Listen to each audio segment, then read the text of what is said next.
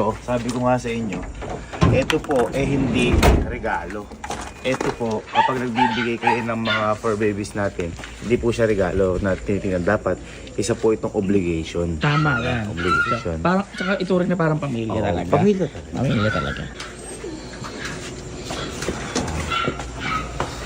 Ito na si Ninong. Tinatanong namin kung ano yung mga gusto niya. Tatanong namin. Mga ganun lang eh. Ito, matagal mo nang gusto to. Matagal mo nang sinasabi kay Ninong to. Matagal mo sinasabi kay Ninong to. Dati pa lang. Ito, para sa ito, para meron kang kalaro, may best friend ka, may kapatid ka. Okay?